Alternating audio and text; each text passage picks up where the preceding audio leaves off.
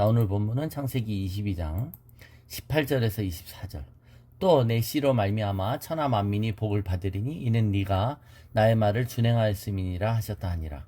이에 아브라함이 그의 종들에게로 돌아가서 함께 떠나 브엘세바에 이르러 거기 거주하였더라. 이 일 후에 어떤 사람이 아브라함에게 알리어 이르기를 밀가가 당신의 형제 나홀에게 자녀를 낳았다 하였더라. 그의 맏아들은 우스요, 우스의 형제는 부스와 아람의 아버지 그무엘과 게셋과 하소와 빌다스와 이둘랍과 부두엘이라. 이 8사람은 아브라함의 형제 나홀의 아내 밀가의 소생이며 부두엘은 리브가를 낳았고 나홀의 첩 르우마라 하는 자도 데바와 가음과 다으사 마아가를 낳았더라. 자, 순종하는 자가 받는 복들을 묵상하고 있습니다. 오늘은 네 번째, 다섯 번째인데, 자, 네 번째는 순종하는 사람은 다른 사람을 축복할 수 있는 인격적 통로가 된다는 거예요. 오늘 말씀이 뭐라고 하셨냐면 네 씨로 말미암아 천하 만민이 복을 받는다라는 거예요. 네가 순종했기 때문에 천하 만민이 너의 씨만이 아니라 모든 사람이 복을 받는다. 우리가 하나님 말씀에 순종할 때 나로 인해 다른 사람이 복을 받는 통로가 된다는 겁니다. 그죠? 이게 복을 받는 자의 또한 특권이죠. 많은 경우 하나님께서 우리에게 복을 흘려보내라고 또 물질도 흘려보내라는 음성을 듣는 거예요. 그럴 때 순종할 때 복의 통로가 됩니다. 누구 가서 기도해 주라 이럴 때 하나님의 은사와 능력의 통로가 되죠. 예. 그러니까 이게 얼마나 되게 중요하냐는 거예요. 예. 그래서 이 통로가 된다라는 것이죠. 그 다음입니다. 근데 그게 다가 아니었어요. 오늘 본문에 보면 갑자기 족보가 나옵니다. 예. 하나님의 그 씨들이 어떤 축복이 되느냐를 얘기하면서 어떤 사람이 그동안 소식이 끊겼던 친척들의 애 낳았던 소식을 알려줘요. 아브라함에게. 그러면서 친척들 이름을 열거하죠.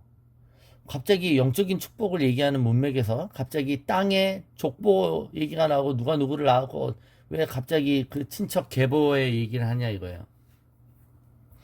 왜 이걸 얘기하냐면 23절에 이 부대를 말하고 싶어서 그런 거예요. 자, 족보를 보면 아브라함의 동생이 둘이 있었죠. 나홀과 하란이 있습니다. 자, 하란의 아들이 롯이었어요. 하란의 아들이. 근데 하란이 일찍 죽자 그 조카인 롯을 아브라함이 데리고 나왔죠. 본토 친척을 떠나라 그랬는데 그 친척을 안 떠난 거잖아요. 그리고 나홀과는 헤어졌어요. 그런데 동생 나홀이 밀가와 결혼해서 애를 낳았다는 거예요. 근데 그 밀가는 하란의 딸이에요. 그러니까 나홀은 자기 동생의 딸과 결혼한 거죠. 예, 예.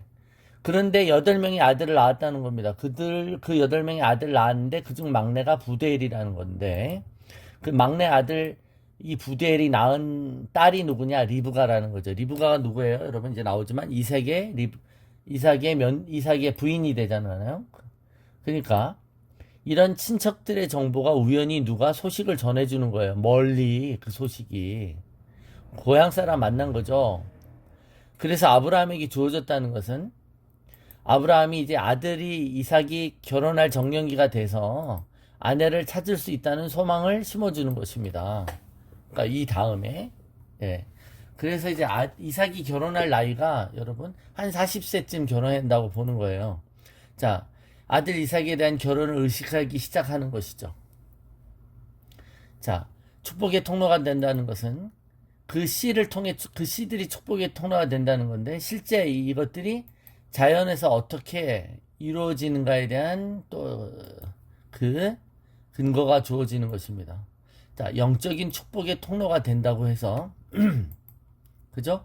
그게 우리에게 실제 자연 생활을 무시하는 게 아니라는 거예요. 자, 여기서 또한 하나님께 순종하는 자의 5번째 복의 내용이 나옵니다. 이 복은 우리의 육적이고 자연적인 삶으로 이어진다는 것이죠. 그죠? 자, 소문이 들렸잖아요.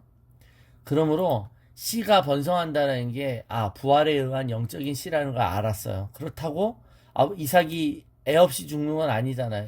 자, 애를 낳으려면 결혼해야 되는데 가나안 땅에서는 결혼할 처자가 없어요. 그러고 있는데 친척 소식이 들린다는 겁니다. 하나님의 인도하심이 구체적으로 우리의 삶 가운데 나타나는 것이죠. 하나님께서 아브라함에게 복을 주셔서 하늘나라로 데려가셨다가 아니라 이 땅에서 하나님의 말씀이 이루어진 것을 경험케 하시는 것이죠. 아무리 영적인 체험을 했어도 우리는 이 땅에서 육신을 잃고 자연 속에서 살아가야 하는 존재입니다. 그죠? 이 두 가지를 무시할 수 없어요. 영역, 지력, 체력 이 세 가지는 항상 있어야 될 것인데 그 중에 제일은 체력이라고 하는 이유가 뭐예요? 우리가 이런 프레임과 이 육이라는 이걸 안고 살고 있잖아요.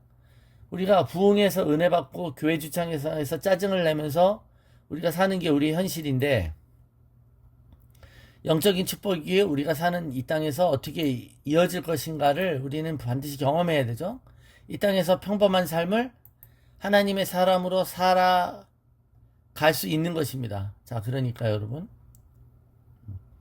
하나님의 영적인 축복이 우리의 자연적인 삶 가운데 연계가 되죠. 이어지는 거예요.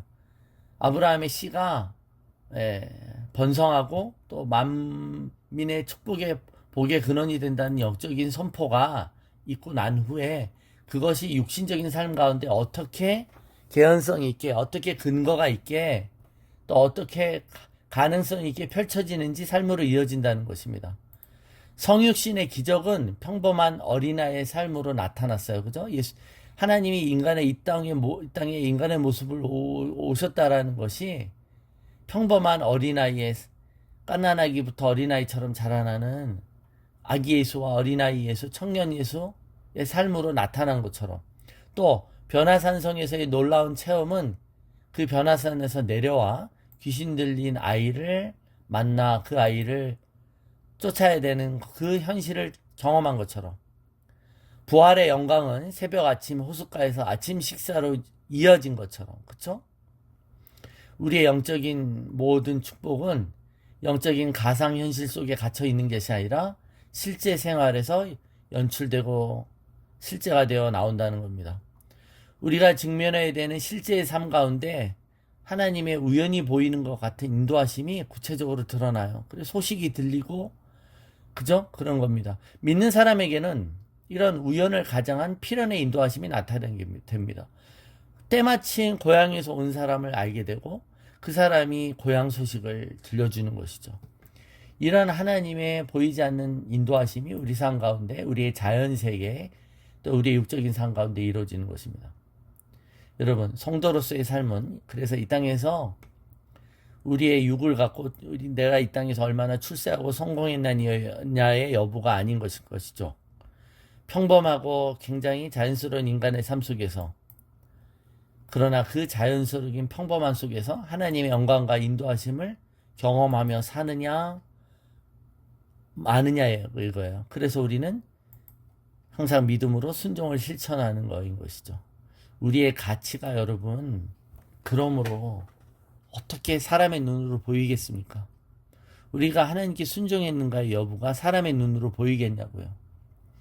우리가 순종했을 때 영적인 모든 것들이 우리의 육적인 자연스러운 새로운 우연과 하나님의 도우심과 하나님이 펼치시는 그런 하나님의 역사 이런 것들을 어떻게 경험했는가가 아주 평범한 사람들의 삶 가운데 너무나도 많이 가득한데 이게 어떻게 여러분 보이냐고요.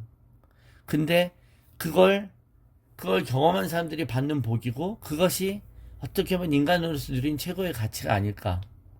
그렇다면 어떻게 인간의 눈으로 서로를 판단할 수 있겠습니까, 여러분?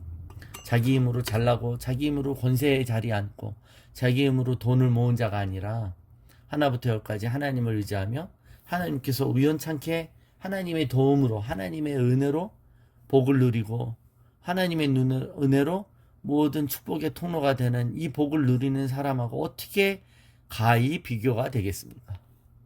여러분 우리의 삶의 이 평범함 속에 하나님이 여태까지 보이지 않는 곳에서 인도하시고 또 계시해 주시고 또 하나님의 역사하신 법을 또 알게 해 주시고 그죠? 그리고 다른 사람들을 축복할 수 있는 통로로 삼아 주시고 하나님 나라의 원리를 배우고 알고 체험하게 하시는 이 모든 이 평범한 이 자연스러운 이 축복을 감사하고 찬양하시기를 바랍니다.